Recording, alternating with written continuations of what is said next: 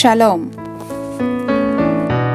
యోహాను రాసిన మొదటి పత్రిక 2వ అధ్యాయము 10వ వచనము. 1 John chapter 2 verse 10.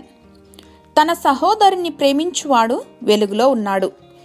Anyone who loves their brother and sister lives in the light.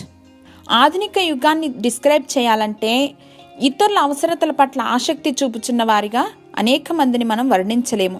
రాను రాను మనుషుల్లో కాఠిన్యం ఆవరించి సున్నితత్వాన్ని కోల్పోతున్నారేమో అనిపిస్తూ ఉంది. స్వార్థపరులుగా ఉంటున్నారనటంలో కూడా అతిశయోక్తి లేదు. ప్రపంచంలోని అధిక భాగం ఇతరుల యొక్క కష్టాలను బట్టి ఏమి పట్టని వారుగానే ఉంటారు.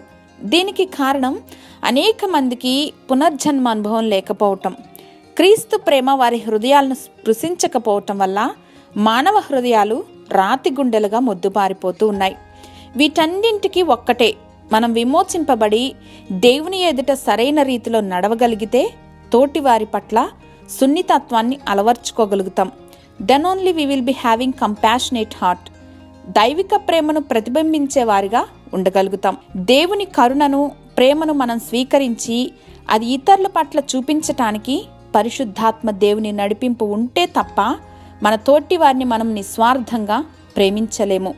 అటువంటి క్రీస్తు ప్రేమ చేత అలంకరించబడులాగన ప్రతినిత్యము మనము దేవాది దేవుని సన్నిధిని చేరదాం.